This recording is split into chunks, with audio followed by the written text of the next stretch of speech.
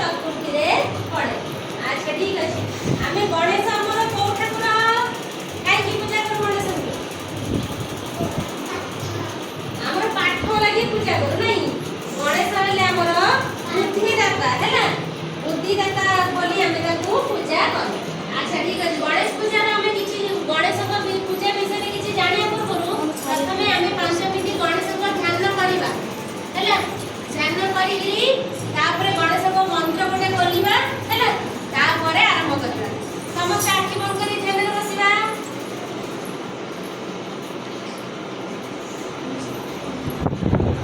ଗଣେଶଙ୍କ ବନ୍ଦନା କରିବା। ବକ୍ରତୁଣ୍ଡ ମହାକାୟ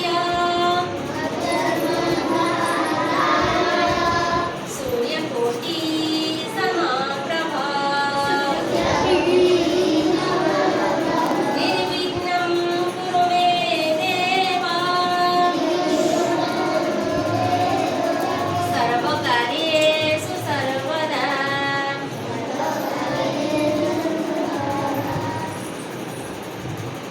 ସମସ୍ତେ ଗଣେଶ ପୂଜାରେ ଗଣେଶ ଠାକୁରଙ୍କ ବିଷୟରେ ଆମେ ଜାଣିବା ହେଲା।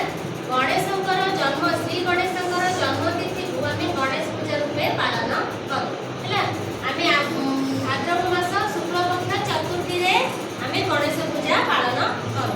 ଏ ବର୍ଷକରେ ଆମ ବିଦ୍ୟାଳୟରେ ଥରେ ହୁଏ ଏବଂ ସବୁ ଘରେ ଘରେ ମଧ୍ୟ ପୂଜା ମଣ୍ଡପରେ ଗଣେଶଙ୍କର ପୂଜା ହୁଏ।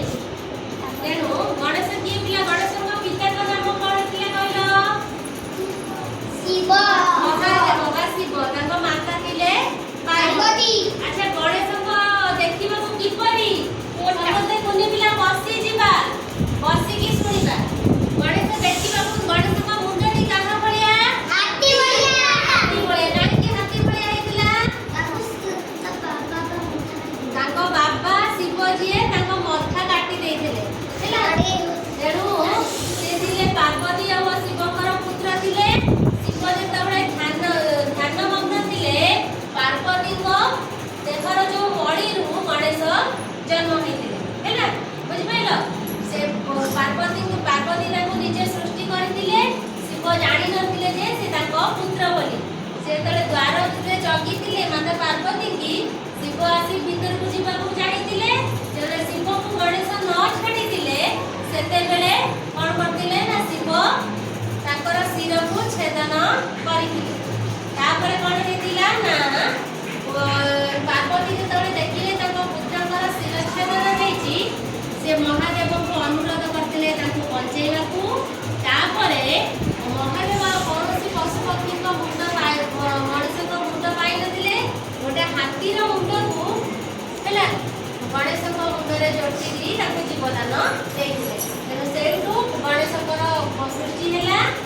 ସେ ହାତ ରୂପରେ ନା ଗଜ ରୂପରେ ହେଲା ସୃଷ୍ଟି ହେଇକି ଗଣେଶଙ୍କୁ ସବୁ ଦେବାଦେବୀ ଯେତେ ଅଛନ୍ତି ସମସ୍ତଙ୍କର ପୂଜା ପୂର୍ବରୁ ଆଗରୁ ଗଣେଶଙ୍କର ପୂଜା ହୁଏ ହେଲା।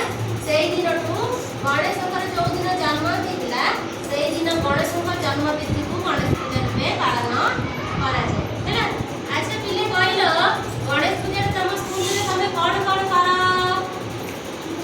କଣ କର? ଗଣେଶଙ୍କୁ ସଜାଅ, ତାଙ୍କ ପାଇଁ ଫୁଲହାର ତିଆରି କର, କାଗଜକୁ କାଟି କଣ କର? କାଗଜକୁ କାଟିକିରି କଣ କର? ମାନେ ସବୁ ସଜାସଜି କର। ତମ ସ୍କୁଲରେ ପ୍ରସାଦ ବଣ୍ଟା ହୁଏ? ଠିକ ଅଛି। ଆଉ ତାପରେ ତମେ ମନେ